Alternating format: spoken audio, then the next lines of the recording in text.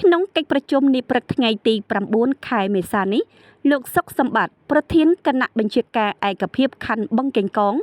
បានណែនាំដល់កម្លាំងកងរាជអាវុធហត្ថខណ្ឌ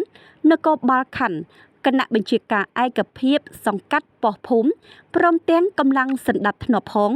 ត្រូវយកចិត្តទុកដាក់ខ្ពស់ក្នុងការការពារសន្តិសុខសណ្ដាប់ធ្នាប់ក្នុងមូលដ្ឋានទប់ស្កាត់បទល្មើសផ្សេងៗនិងជួយសម្រួលចរាចរណ៍តាមដងផ្លូវក្នុងឱកាសបុណ្យចូលឆ្នាំថ្មីប្រពៃណីជាតិខ្មែរពិសេសក្នុងដំណើរទស្សនកិច្ច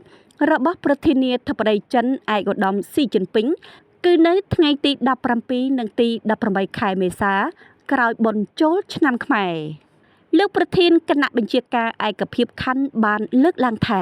យើងជាអាជ្ញាធរមូលដ្ឋានមានតួនាទីរួមចំណែកក្នុងការការពារសន្តិសុខសុវត្ថិភាពជូនថ្នាក់ដឹកនាំ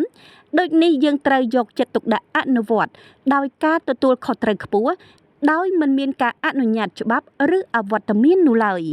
ក្នុងដំណើរទស្សនកិច្ចរបស់ប្រធានាធិបតីចិននៅកម្ពុជាពោលគឺនៅក្នុងភូមិសាស្ត្រខណ្ឌបឹងកេងកងគឺត្រូវការពារសន្តិសុខសុវត្ថិភាពឲ្យបាន100%ដល់ឡែកបញ្ហាសណ្ដាប់ធ្នាប់តាមដងផ្លូវដែលក្បួនប្រតិភូឆ្លងកាត់គឺត្រូវតែរៀបចំឲ្យមានរបៀបរៀបរយល្អមានតុបតែងលម្អទង់ជាតិនៃប្រទេសទាំងពីរនៅមុខផ្ទះនិងតាមដងផ្លូវត្រូវបោះច្រាសឲ្យបានស្អាតបាតមិនឲ្យមានការដាក់សម្រាមតាមចិញ្ចើមផ្លូវនិងមិនឲ្យមានហាលខោអាវនៅមុខផ្ទះត្រូវរៀបចំឲ្យបានស្អាតល្អមានសោភ័ណភាពព្រោះនេះគឺជាមុខមាត់ជាកិត្តិយសរបស់ប្រទេសជាតិការងារនេះសូមឲ្យសង្កាត់ពាក់ព័ន្ធធ្វើការផ្សព្វផ្សាយឲ្យបានទូលំទូលាយដល់ប្រជាពលរដ្ឋដើម្បីឲ្យពួកគាត់ចូលរួមជាមួយនេះកងកម្លាំងទាំងអស់គឺត្រូវយកចិត្តទុកដាក់ផងដែរពីបញ្ហាទប់ស្កាត់ក្មេងទំនើងបញ្ហាគ្រឿងញៀនព្រមទាំងល្បែងស៊ីសងគឺមិនអនុញ្ញាតឲ្យយកឱកាសបុណ្យចូលឆ្នាំថ្មីនេះជាពេលនៃការលេងល្បែងស៊ីសងនោះឡើយលោកអភិបាលខណ្ឌមានប្រសាសន៍ថាក្នុងឱកាសបុណ្យចូលឆ្នាំខ្មែរនេះប្រជាពលរដ្ឋក្នុងមូលដ្ឋានភាគច្រើននឹងចាក់សោផ្ទះចេញទៅតាមបណ្ដាខេត្តដែលអាចនឹងមានជនខិលខូចឆ្លៀតឱកាសធ្វើសកម្មភាពលបលួចកោះផ្ទះជាដើមដែលទាមទារឲ្យកងកម្លាំងរបស់យើងលើកកម្ពស់ស្មារតីប្រុងប្រយ័ត្នការពារសន្តិសុខសុវត្ថិភាពតាមលំនៅឋានជូនបងប្អូនលោកសុកសម្បត្តិបានបន្តថានៅថ្ងៃទី12ខែមេសាខាងមុខនេះរដ្ឋបាលខណ្ឌបឹងកេងកងរៀបចំកម្មវិធីសង្ក្រាន្តឆ្នាំថ្មី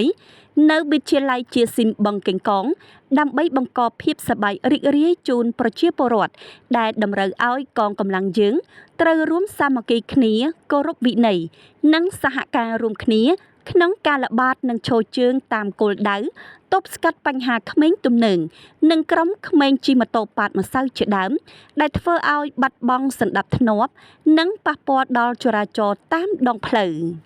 ជាមួយនេះសង្កាត់នីមួយៗត្រូវបន្តផ្សព្វផ្សាយដល់ប្រជាពលរដ្ឋទីតាំងអង្គភាពស្ថាប័នផ្សេងៗត្រូវរៀបចំតុបតែងទង់ជាតិទង់ជ្វាលាភ្លើងលម្អឲ្យបានស្រស់ស្អាតឆ្លៀតក្នុងឱកាសនោះលោកអភិបាលខណ្ឌបឹងកេងកង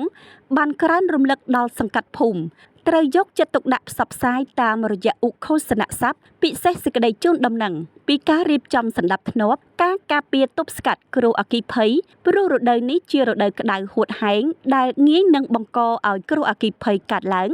ដូចនេះត្រូវពន្លត់ភ្លើងទៀនភ្លើងចង្ក្រាននិងភ្លើងអគ្គិសនីជាដើមមុននឹងចាក់ចេញពីផ្ទះសម្បែង